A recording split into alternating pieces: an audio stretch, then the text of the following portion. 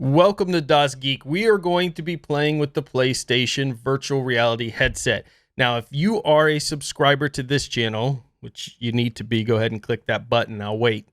Or you are a subscriber to the podcast that I'm on, like Hardware Addicts and Destination Linux. You've heard us talk about VR before. Valve's play in VR, Facebook's play in VR, Microsoft and Apple looking at the AR maybe slash VR concept. This technology had this huge push behind it where they're like, oh, it's just going to sell millions and millions, hundreds of millions of units. It's $1 billion industry. And we saw some games come out and then nothing, right? It's not been this huge success that everybody thought it was going to be. But my opinions completely changed on this when I ran across a little shop called VR1 Gaming locally where I live, in which they've set up virtual reality headsets all around this little shop, and you can go and experience them because I had not experienced the latest VR tech. And when I went in there and started putting on these headsets and playing these games, it just, when you put the visor all the way down and the game comes up, you are fully immersed like nothing I've experienced before in a whole new world. And the technology has its flaws. It's not perfect, but it's dang close. So I immediately left that store, went to Target, bought a PlayStation VR and set it up, hoping I would get that same experience that I had in that shop that had far more expensive headsets in there.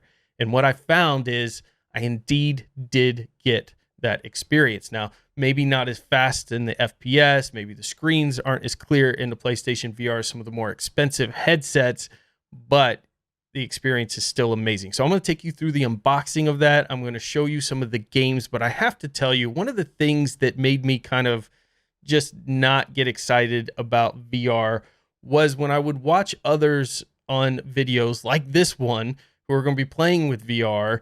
It's hard to understand when you're looking at the graphics of the games and things. You're like, it just looks like maybe a sub AAA game or something like that. It's hard to explain what it's like when you have your entire world encapsulated into this virtual reality set. And that's what changes everything. I also like the activity. My family's been playing all week with this, things like Beat Saber and SuperHot. And I can tell you, especially with Beat Saber, some of those songs at the end of it, after you've practiced 3 or 4 times, have you sweating. So it's definitely a good way to get some exercise in. And I love that it has a sit option. So for those disabilities and other things, you can still sit down and be able to play and experience VR. Like Conan the Barbarian, enough talk. We got to get into the PlayStation VR unboxing here. I wanted to show you what this kit comes with. This is a really nice kit. Comes bundled with Ironman VR. You can pick this up for just under $400. And of course, you got that Target card. You get another 5% off. But hey, who am I? And it's got lots of manuals and things that I didn't read. You got a nice cleaning cloth. You're going to need that because those lenses inside do get dirty and foggy, especially if you're playing a game like Beat Saber. Comes with the Ironman VR game, which is awesome. You get to save Pepper from a plane that's falling out of the sky. I mean, come on, you really feel like you're suiting up as Iron Man. It's pretty awesome. Also comes with demos of all of these games here. My favorite, SuperHot VR. I haven't played all of them yet, but SuperHot is definitely one that the family likes a lot. These motion controllers here come bundled as well, but you're going to have so many dongles and cords and things hanging off of your PlayStation that you're probably going to want to pick up a separate charger for these because you're just going to know that there's so many cords. There's so many cords. If you're one of those people who hates having cords everywhere, just know this is not a kit for you. You can see that the motion controllers are pretty standard that came with the PlayStation camera, I think, back in the day. Now, if you have a regular PlayStation 4, you could still play VR. If you have a PlayStation 4 Pro, you can also play VR. Obviously, I thought you actually had to have the Pro, but you do not. You can play it on a regular PlayStation. I actually started with the regular PlayStation, ended up getting a Pro to see if the experience was any better, and honestly, I really couldn't see a huge difference. Look at this. You kids don't know what this is, but this is a manual. They used to come with every electronic you buy, but this one's really, really nice. Really well done, shows you step by step how to set everything up, how to get the earphones plugged in, how to get the kit installed, all the different connections, lots of pictures so you don't have to read, which is exciting. It comes with the camera. Everything you're going to need to do VR, as long as you have the PlayStation 4 console, is here, which is quite amazing. I love that they included everything. I guess that should be an expectation, but you know how things are these days. Apple, I'm looking at you, not including that AC adapter or earbuds or anything else, but all of that stuff is bundled here in this one kit, which makes swallowing the cost of this thing a little better. You got a nice camera holder here. I wish this thing had some different angles so you could kind of, like some webcams, angle it where it hangs off of the TV, but this is really just kind of a camera stand, if you will, for this camera. A lot of the VR tech is based on the position of this camera. Your experience will vary highly based on the position of this camera, so just keep that in mind. You're going to want to find a good spot for that. You're going to have lots of AC adapters and cords and things. You've got to figure out where they all go. If you are one of those people who like to have all your cords perfectly organized, you're going to be a little bit, this is going to drive you nuts, this kit. So this is the little box that goes beside your PS4, and a lot of the various peripherals will plug into this. I'll tell you, every cord it comes with gets plugged in, and you can see there's a lot, and there are your earbuds that will go inside of this headset. And here's a look at the headset itself. Really well designed, solid quality, very comfortable. You can see that nice cushion, really soft rubbery cushion there, along with the cushion that goes on your forehead. They really took a lot of time to make sure that it's fully adjustable. You've got that knob you push in, and then you can also tighten it with that little scroll wheel there that you see on the top.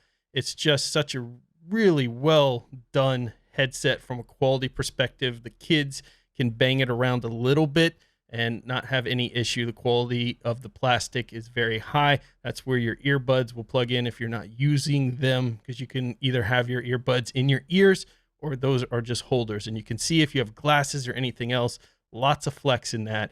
I did want to show you all of this stuff put together, and you could kind of understand why they price it where they do, that you need to get this thing actually up and running. It's quite a bit of stuff. And that wasn't shocking, I guess, when you consider other VR cameras require tracking cameras and other things that you'd need to set up in a room. This doesn't need that. It's using that one camera. It's using the motion controls and the lights on that VR headset to give you that experience, that 180 degrees, and it does a very, very good job of it.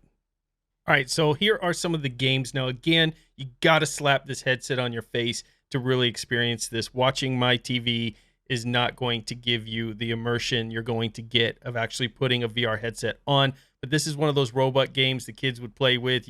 Heck, the adults played with. You turn around, you interact with the little bots. There's a bunch of little games and villages. But I know what you want. You want to see Iron Man.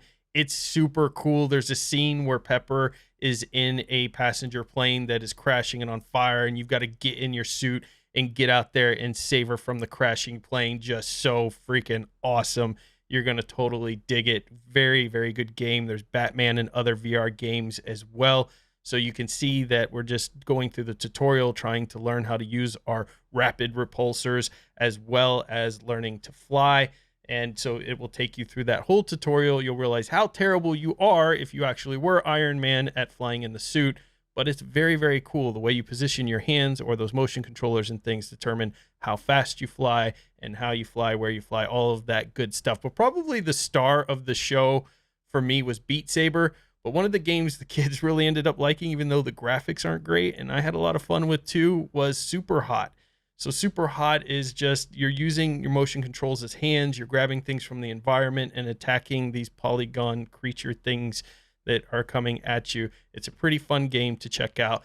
This is Beat Saber, Guitar Hero with lightsabers. What else do I need to say? I didn't think I would love this game, but I absolutely fell in love. Lots of exercise. The family digs it as well. Of course, not everything with the PlayStation VR is perfect. There are issues. For instance, after about 20 minutes of gameplay, you start to feel that kind of queasiness a little bit. I don't know how to describe it other than maybe if you've been on a roller coaster that's moving you around a little too fast, you're at the end of the ride. It doesn't ruin your experience, but you still know it's there. And like I said, that sets in for me at about the 20-minute mark. So generally I try to do about 20 minutes of games and then switch off with somebody in the family. It's not something I want to keep on long term. Second, there is no interface that Sony created special for the VR headset. So when you're in the main menu of the PlayStation, the motion controls do a terrible job of being able to get around. And when you're using the gamepad, it's better, but it creates kind of a queasy feeling much faster than when you're in a game just trying to go through the menus, at least in my experience.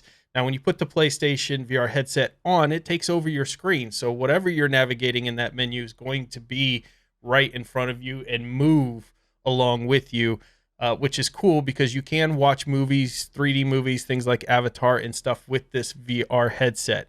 So looking at some of the options they have here, they say there are, I think, over 500 games and experiences. So experiences, I'm guessing, are movies and things like that, because I've not seen 500 games. But you've got the Astro Bot, Borderlands, Beat Saber, SuperHot, Creed, Rise to Glory, which I haven't played yet. You've got the Batman experience and so many others that can take advantage of this. Vader Immortal is definitely going on my list soon. Looks very, very cool. So ultimately, I really, really dig this. You can use it with the new PS5. Rumor is they may come out with the version 2 of this headset, but there's been nothing official that I've seen from Sony on that. I know they've sold about 5 million units, so it's one of the better selling virtual reality headsets out there on the market, which is nice. You have additional kits like PlayStation VR aim controllers and things to give you that kind of more immersive gun experience if you're playing games with that. So you have a bunch of bundles you can choose from here. Ultimately, I really dig this thing. It really gave me a whole new level of respect for VR and what it's going to mean for the future. VR is not just for games. It's also being used for virtual schooling. It's being used for medical uses. There are lots of different things that this is going to apply to in the future. And I think for the first time, I can say that I think our future will include AR and VR. And I think AR will be the thing that probably takes it to that whole new level with work that Microsoft and Apple are rumored to be doing right now in that world. There is other headsets like the Oculus Quest 2 from Facebook out there right now, but it requires a Facebook account, and a lot of people have privacy concerns with that. In addition, a lot of people are getting banned because there's no console, there's no PC, it's just the Oculus Quest on your head. If you set up a Facebook account and you get banned, that entire headset is dead. So it's a great price at $399. But if I had the choice again between the two, I would still go with this one, even though it doesn't have the 360-degree tracking and all of that, because I don't want to lose $400 because Facebook decides they want to ban my account. I think one of the best bets is to wait and see what Valve is going to do out there with maybe in their next version of VR, or check out something like the PlayStation VR. It's going to be an amazing experience. You're going to love it. Let me know in the comments below what VR you've checked out. Hit that subscribe button. And until next time, get out there and fill your brains. Don't forget to subscribe! And big thumbs up if you like this video.